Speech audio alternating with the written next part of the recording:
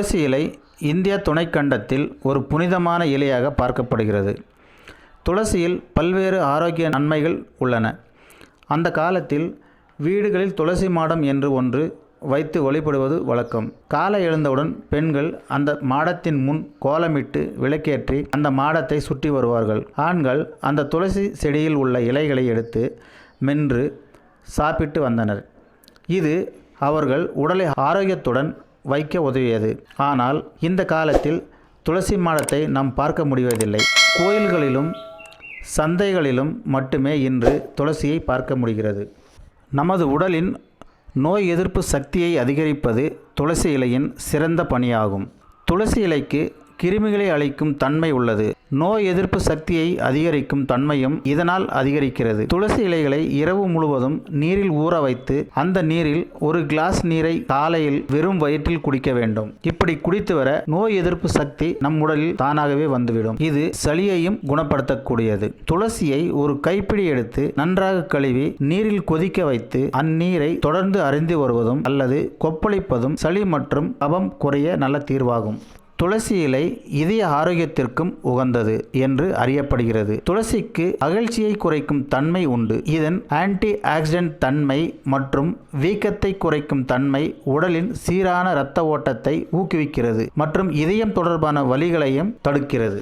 துளசியில் இருக்கும் anti accident தன்மையால் கல்லீரலில் இருக்கும் நச்சுக்களை வெளியேற்றி கொழுப்பு சேர்வதை குறைக்கிறது. இதனால் கல்லீரலில் உண்டாகும் பாதிப்புகள் குறைகிறது. காலையில் வெறும் வயிற்றில் துளசி நீரை பருகுவது செரிமானத்தை மேம்படுத்த சிறந்த வழியாகும். உடலின் pH அளவை பராமரிக்க உதவுகிறது மற்றும் உடலின் அமிலத்தன்மையை சமச்சீராக வைக்க உதவுகிறது. நீரிழிவை தடுப்பதற்கு ஒரு சிறந்த மூலிகையாக துளசி இருக்கிறது. துளசி எண்ணெயில் யூஜினால், மெத்தில் யூஜினால், காரியோபயனோன் போன்றவை உள்ளன.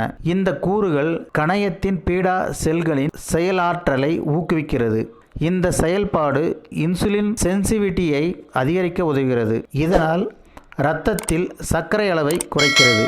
தொடர்ந்து துளசி இலையை உட்கொள்வதாலும் துளசி இலை ஊறிய நீரை பருகினாலும் புற்றுநோயின் அபாயம் குறைகிறது.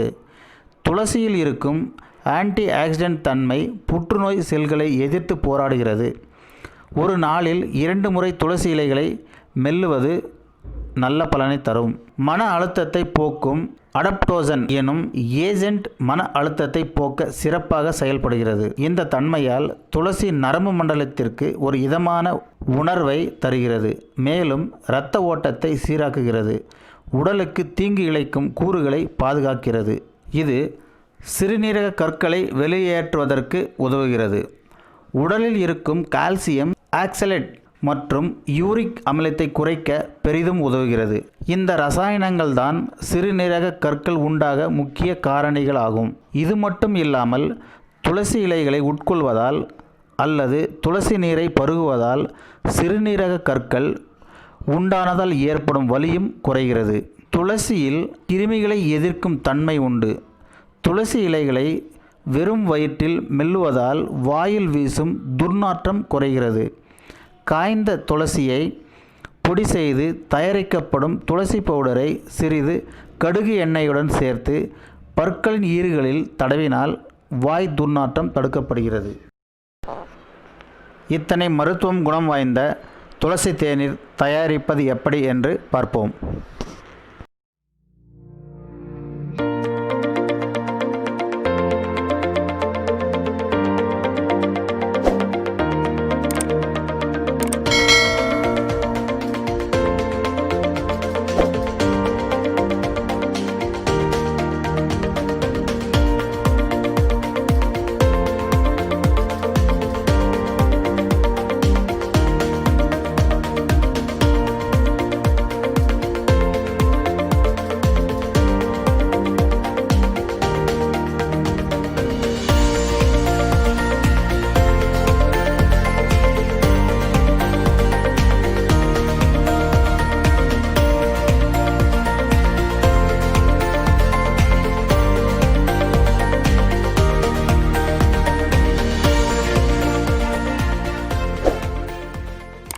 இப்படிப்பட்ட மருத்துவம் வாய்ந்த துளசியை சாப்பிட்டு பயன்பெறுவோம்.